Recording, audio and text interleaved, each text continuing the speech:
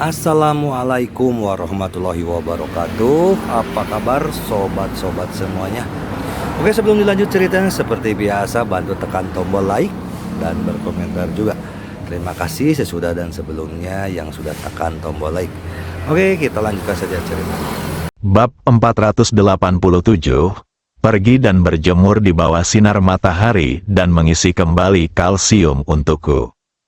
Begitu pintu ruang pelatihan terbuka, dia melihat Yao Guangbiao duduk di kursi goyang di bawah payung matahari, dengan senyuman santai di matanya.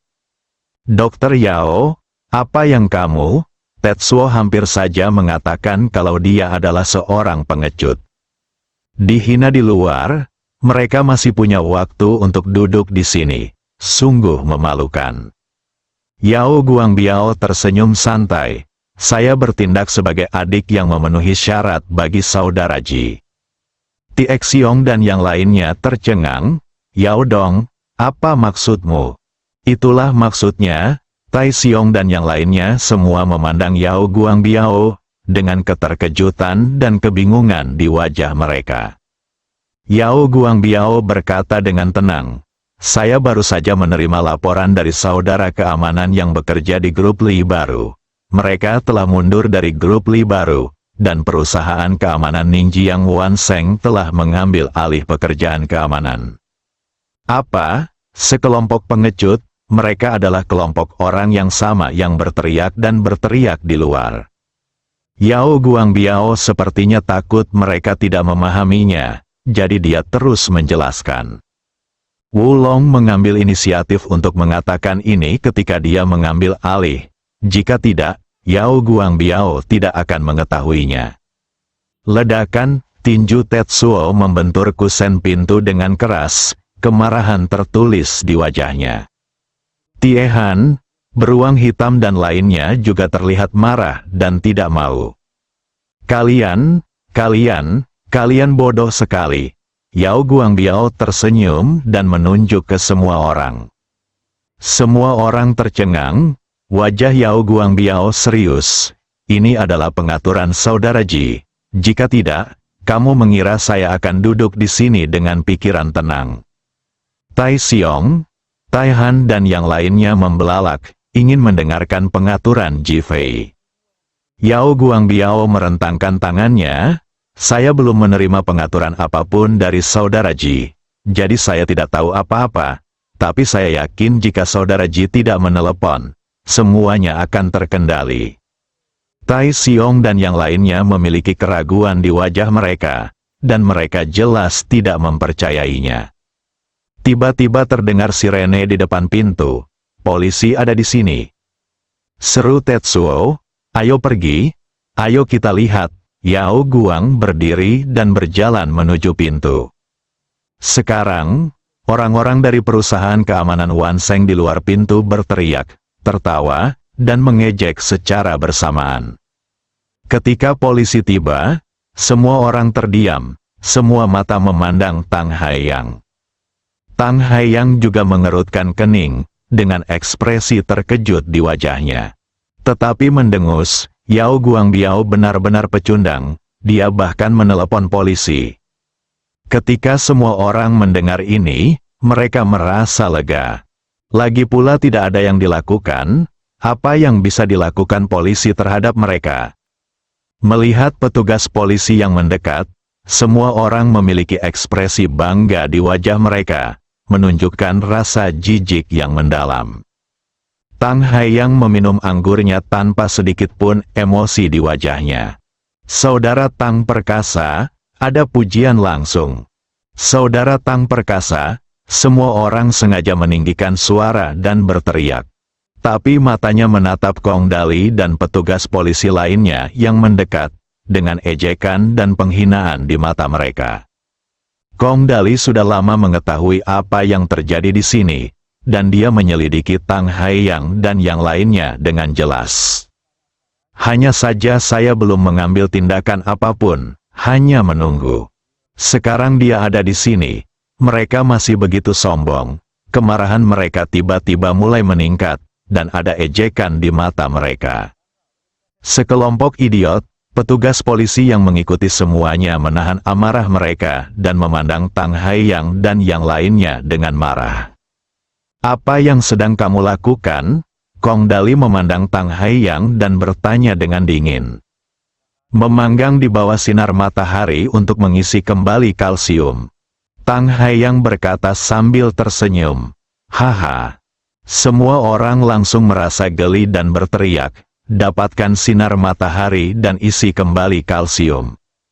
Ejekan, bercanda, ejekan, diblokir di depan perusahaan seseorang, mengaku sedang berjemur untuk mengisi kembali kalsium. Bukankah ini lelucon? Saat ini, suara Yao Guangbiao terdengar. Karena kita berjemur untuk mengisi kembali kalsium, mengapa kita masih menggunakan payung matahari? Cepat keluar dari sini. Pintu perusahaan keamanan Bameng terbuka, dan Yao Guangbiao memimpin seseorang keluar. Haha, Tai Xiong Taihan dan yang lainnya sengaja tertawa. Anak buah Tang Haiyang sangat marah. "Yao Guangbiao, kamu kura-kura kecil, kamu. Apa yang akan kamu lakukan? Mengganggu ketertiban umum?" Kong Dali bertanya dengan lantang.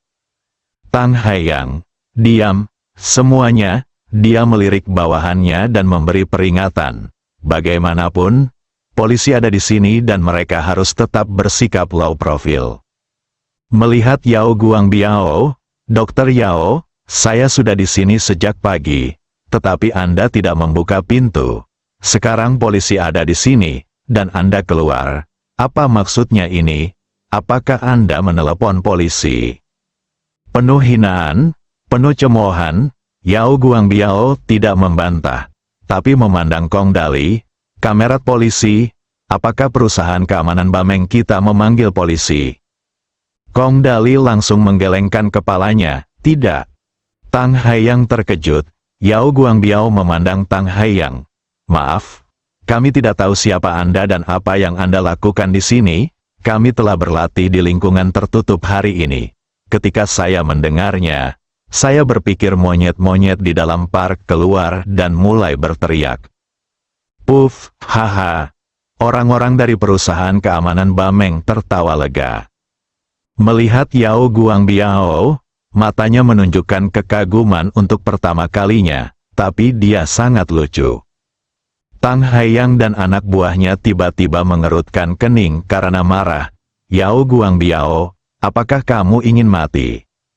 Ancaman langsung. Yao Guangbiao menamparkan kepalanya, mengangkat tangannya dan menunjuk ke tangannya. "Belilah sekeranjang pisang dan kembalilah." Tiba-tiba aku teringat bahwa monyet menyukai pisang dan tidak suka makan kotoran. Berpura-pura menjadi lucu, haha. Tie Xiong dan yang lainnya kali ini tertawa bersama, dengan momentum yang lebih besar. "Yao Guangbiao, kami akan menghancurkanmu." Bawahan perusahaan keamanan Wan Seng Tang Haiyang dulunya adalah orang-orang yang berjalan menyamping di Ningjiang.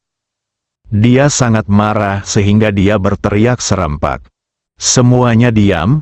Tang Haiyang menjadi tenang dan menatap Yao Guangbiao dengan mata dingin. "Dong Yao benar-benar menyegarkanku dan memberiku perasaan yang berbeda.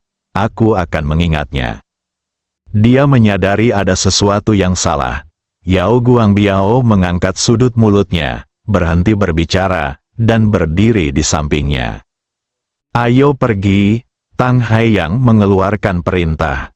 Mendengus, "Yao Guangbiao, kami telah mengingat apa yang terjadi hari ini. Kamu menunggunya." Setelah semua orang selesai berbicara dengan marah, mereka berbalik dan pergi.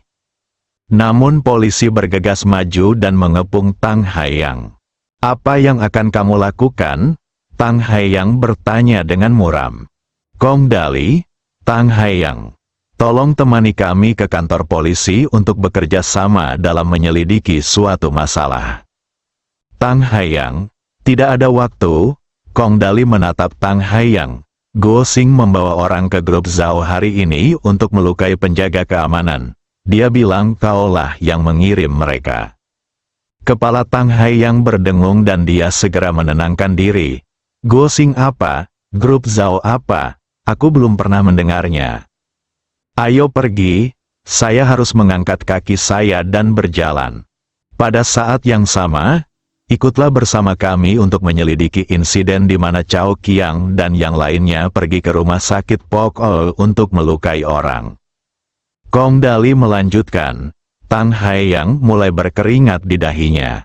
Dia tahu perselingkuhannya kini terbongkar. Saya terus-menerus menghitung dalam pikiran saya. Klik, Kong Dali sudah memborgol pergelangan tangannya. Kalian, Tang Haiyang masih ingin berdalih. Kamu bisa tetap diam. Kamu bisa menyewa pengacara, dan kita akan membicarakannya ketika kita kembali. Kong Dali melambaikan tangannya, dan polisi segera maju dan membawa pergi Tang Haiyang. Hati Tang Haiyang terus tenggelam, dan dia menoleh untuk melihat orang-orang dari perusahaan keamanan Wan Seng. Wulong untuk sementara bertanggung jawab atas perusahaan, dan semuanya akan diatur olehnya. Ya, sekelompok bawahan juga setuju secara mekanis dengan bingung. Polisi segera membawa orang-orang itu pergi. Orang-orang yang tercengang itu dengan cepat berbalik dan ingin pergi. Apakah kamu akan pergi? Suara dingin Yao Guangbiao tiba-tiba terdengar. Mendesis, orang-orang dari perusahaan keamanan Wan Seng terkejut. Kemudian seseorang berdiri dan berteriak dengan marah. Yao Guangbiao, apa yang kamu? Ledakan. Tiexiong melangkah maju dan menendang pengeras suara itu menjauh. Dia terjatuh dengan keras ke tanah dan dua tulang rusuknya patah. Dia jatuh ke tanah dan berteriak, tidak bisa bangun. Orang lain di tempat kejadian juga bingung dan bingung. Pergi dan beri aku sinar matahari untuk mengisi kembali kalsium. Bab 488 Hati Juli berjemur untuk mendapatkan kalsium. Bukankah itu yang baru saja mereka katakan? Bukankah ini yang mereka bercanda? Sekarang dia dikirim kembali, dan dia dikirim kembali dengan paksa. Pengirimannya sederhana dan langsung. Orang-orang dari perusahaan keamanan Wan Seng di tempat kejadian tercengang dan tercengang. Mereka tidak pernah menyangka bahwa mereka akan benar-benar menembak kaki mereka sendiri. Mereka tidak mau, sangat tidak mau, ini adalah sesuatu yang tidak mereka duga. Ini adalah sesuatu yang belum pernah mereka temui sebelumnya. Mereka adalah perusahaan keamanan Wan Seng, yang memiliki kehadiran kuat di Ningjiang. Bahkan beberapa keluarga besar di Ningjiang harus menghadapi mereka. Justru karena itulah dia begitu sombong di perusahaan keamanan Bameng saat ini, dan dia menghina Yao Guangbiao dan mengatakan dia pengecut. Namun, sekarang setelah orang-orang keluar, mereka tidak lagi bertindak seperti pengecut. Sebaliknya, saudara laki-laki Tang mereka dibawa pergi oleh polisi. Apa yang harus dilakukan? Sekelompok naga tidak memiliki pemimpin dan saling memandang. Selamat bersenang-senang, beruang hitam berteriak keras. Sialan, kamu sedang mencari kematian. Di perusahaan keamanan Wan Seng, seseorang akhirnya tidak tahan dengan penghinaan itu. Dia mengumpat dengan marah, melompat, dan meninju beruang hitam itu dengan keras. Beruang hitam yang selama ini menahan amarahnya, akhirnya sempat melampiaskan amarahnya, tanpa menunjukkan tanda-tanda kelemahan. Ia menghantamkan tinjunya ke tinju lawan. Bang, terdengar suara keras, dan tinju kedua orang itu saling bertabrakan. Klik, terdengar suara retakan tulang yang jelas, diikuti dengan ratapan yang menyakitkan. Lengan kanan pria dari perusahaan keamanan Wan Seng menembus kulit siku, dan tulang putihnya terlihat sangat menakutkan dan menakutkan. Jeritan parau yang membelah paru-paru mengguncang hati semua orang. Akhirnya, seseorang yang tidak tahan dengan tekanan itu jatuh berlutut sambil terjatuh. Kemudian, serangkaian suara berlutut terdengar. Orang-orang dari perusahaan keamanan Wan Seng kota Ningjiang, yang begitu hebat hingga mereka ingin pergi ke surga, semuanya berlutut di tanah, berlutut di bawah sinar matahari. Saat mobil melaju di kejauhan, Tang Haiyang, yang masih enggan, berbalik dan kebetulan melihat pemandangan ini. Engah, api yang mendesak menyerang jantungnya, dan dia memuntahkan seteguk darah. Hatinya hancur, setelah bekerja keras selama bertahun-tahun, di matanya, itu adalah keberadaan yang tak terkalahkan. Tanpa diduga, ia dikalahkan oleh Ning Hai dan Yao Guangbiao.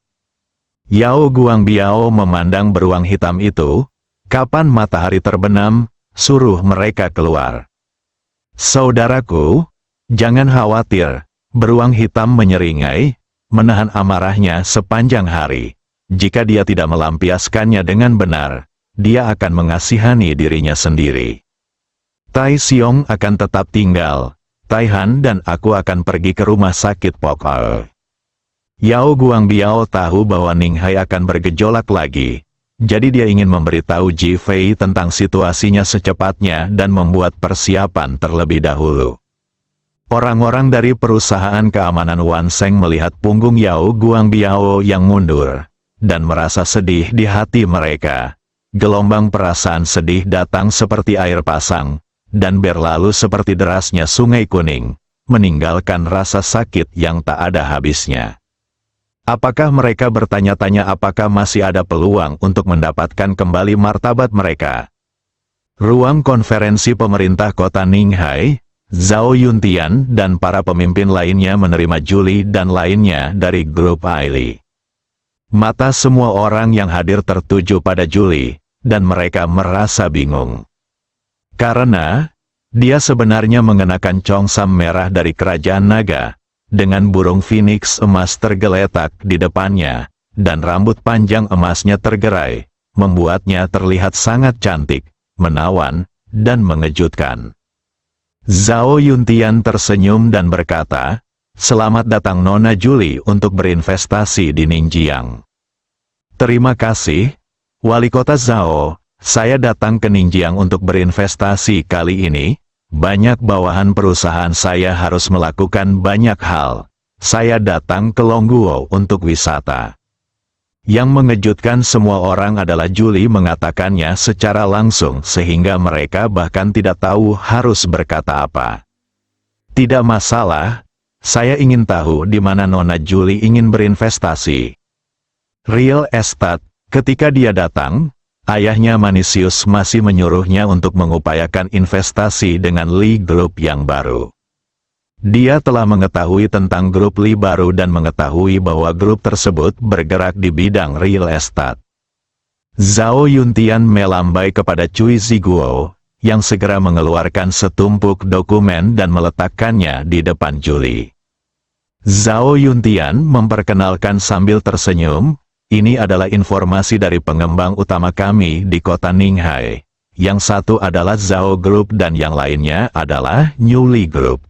Dari perspektif pengembangan dan daya saing, New Li Group memiliki lebih banyak potensi, terutama di bidang pembangunan, zona, dengan lahan yang luas, dan proyek Gunung Phoenix sedang dikembangkan."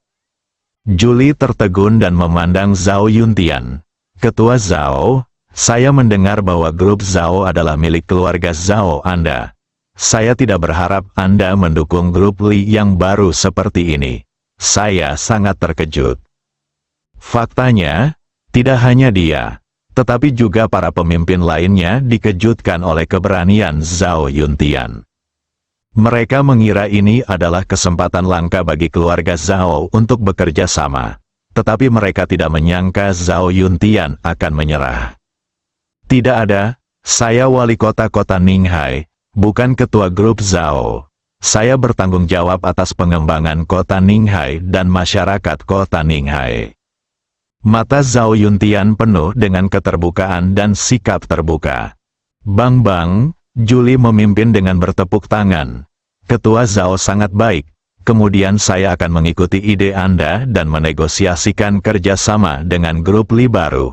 Saya tidak tahu kapan kita bisa bernegosiasi.